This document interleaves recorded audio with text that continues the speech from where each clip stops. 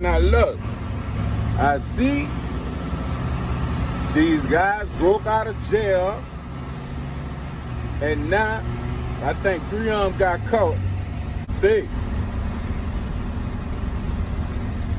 don't go running around here thinking y'all dog the bounty hunter, you heard me, and trying to run up on one of them dudes, you understand?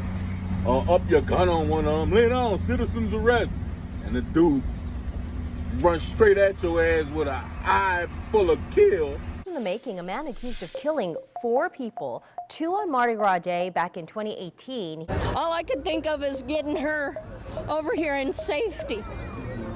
You know, this is ridiculous. People are supposed to have a good time, not going and killing each other. Derrick Groves is a heinous criminal who ran terror down in the lower 9th Ward for well over a decade. What are you thinking of? Do you think about the children and expected mothers with babies that you could have killed? Why are you doing this to these people, to us? We never asked for it. You know, get help, whatever's going on. Handle it a different way. Don't kill each other. Groves pled guilty to 2 counts of manslaughter and 2 counts of second-degree murder.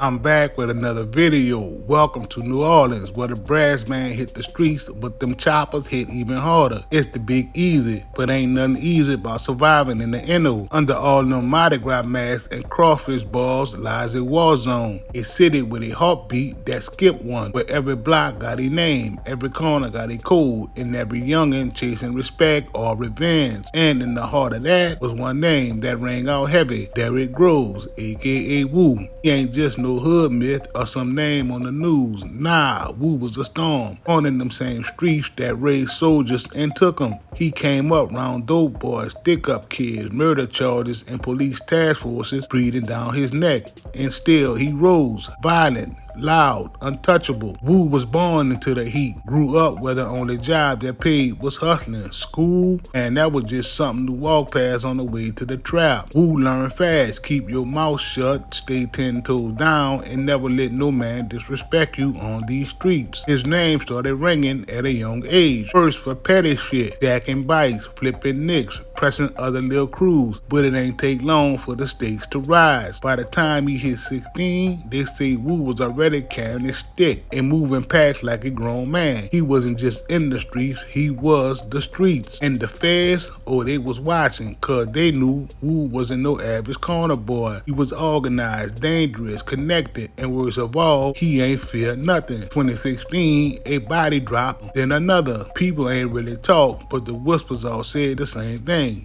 That was that boy Woo. Detectives started stacking cases. Homicide units looking for links. But in the hood, he ain't need no paperwork. Everybody knew Woo was moving militant. By the time the calendar flipped to 2018, it was already too late. Woo's name was cemented in the streets and his hands was tied to blood, allegedly. Multiple murders, firearms, drug runs, and that Mardi Gras shooting, that one made national headlines. Hi, I'm Jessica Cartalia. Police in New Orleans are investigating several shootings that happened during the city's Mardi Gras celebrations. The first 2 shootings happened in the afternoon when fights broke out near the traditional parade route. 2 more shootings were reported over the course of the day across the city. 3 people in total were killed, 5 more were injured. But we gonna get to that, cause see, Woo's story, it ain't just about one shooting. It's about how a kid from the trenches went from pushing grams to pushing bodies in the dirt, and how the feds finally caught up, but only after the damage was already done. 2017, the feds started moving quiet but heavy. See, Woo wasn't just on NOPD's radar no more. Nah, now it was the DEA, ATF, and even Homeland Security. Yeah, it was like that, because they knew he wasn't just out here hustling. He was allegedly moving work across lines that ran up and down the Gulf. They got eyes on trap spots, wires on phones. They flipping Woo's little homies one by one, trying to find a crack in the armor. But Woo, he was playing chess, kept his circle tight, spoken codes, changed phones like outfit. To them alphabet boys, he was a ghost. But ghosts leave trails, and Wu's trail was bodies, burners, and work. 2018, first official Fed hits come down. Federal agents indict Wu on firearm charges. They say he got caught possessing multiple guns while already being a convicted felon, including a 45 with the serial filed off, a Draco pistol, and an extended Glock with a switch. But here's the twist. Them guns, they tied to unsolved murders. So while the charges on paper said firearm possession, behind the scenes, they were stacking the puzzle. The feds ain't moving unless they got motive. And with Wu,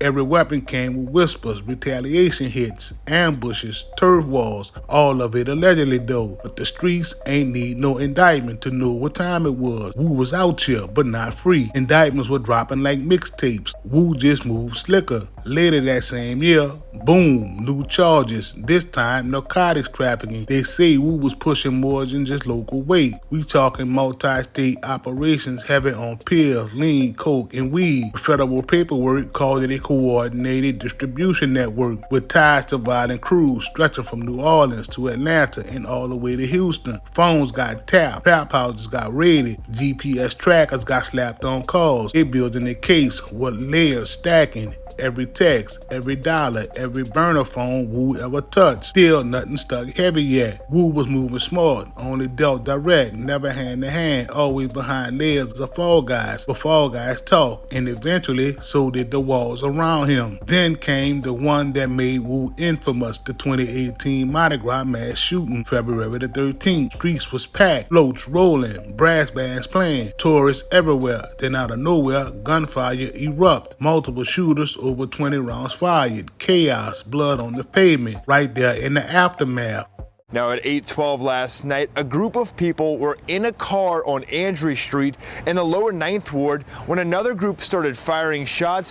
One victim there died on the scene and another died at the hospital. 3 other people from that shooting are recovering in the hospital here this morning. Now again, 2 of these 3 shootings did take place near the parade route, and those on the parade route, the witnesses say that all of this violence has to stop. Feds ain't officially confirming at first, but inside them sealed affidavits, they believe Wu orchestrated the whole thing, allegedly over a turf beef behind something personal. Wrong look, wrong time, wrong block. And then when the city flipped, Wu wasn't just a suspect, he became a headline, the face of the city's spiraling violence. The mayor gave statements, NOPD increased patrols, ATF called it a major escalation in organized urban warfare. After Mardi Gras, the gloves came off. They raided everything, stash houses, baby mama cribs, cousins' apartments, scooped up phones, pills, straps, burner accounts, even old Snapchat stories. In late 2018, Wu was officially indicted in federal court. Charges read like a mixtape track list: narcotics trafficking, felon in possession of firearms, possession of firearms and furtherance of drug trafficking, and suspected links to multiple murders. They painted Wu like a criminal CEO, running crews, setting hits, pushing dope, stacking bread, and even inside them courtrooms, Wu ain't flinched. No cooperation, no plea, just that cold stare, like he already knew the life he had chose. But the feds, they don't stop. And they had time, evidence, witnesses, and they planned to bury Wu under the jail. 2020 hit, and the case against Wu, it came heavy. By now, the feds had been building for over 2 years. Surveillance, wiretaps, informants. They were stacking statements, phone records, jail calls. Every brick in Wu's empire was being documented. And then, folks started flipping. People Wu used to ride with, eat with, call bro, started signing them proffer agreements, testifying in open court, telling the stories about drug runs, stash spots, even bodies that never made the news. Witness folks say Wu gave the order for a hit on a rival crew leader back in 2017. Witness 6 say Wu kept a Draco under his seat every time he rode. Witness 9 claimed Wu bragged about airing out the Mardi Gras shooting like it was Baghdad. Some say they was lying, others say they was scared. But in that courtroom, them stories stuck. The feds ain't just relying on witnesses though. Nah, they came with the evidence mountain. Phone taps from Wu's Galaxy burner where he had talking in code about zips, sticks, and slides. GPS logs showing him outside the robber's house the night before a retaliation hit. Photos pulled up from deleted Snapchat stories showing stacks, straps, and lean cups in the background. They even had jail calls, Wu talking reckless, using coded language that the feds decoded later. Calls where he mentioned dudes had crossed lines and needed to be put to sleep. Wu's defense tried to play it down, said the feds were fabricating, stretching slang into conspiracy. But in the jury's eyes, that pile of proof was looking way too high to ignore. It all came down to that one day, courtroom packed, media lined up. The jury came back after 3 days of deliberation, and the verdict?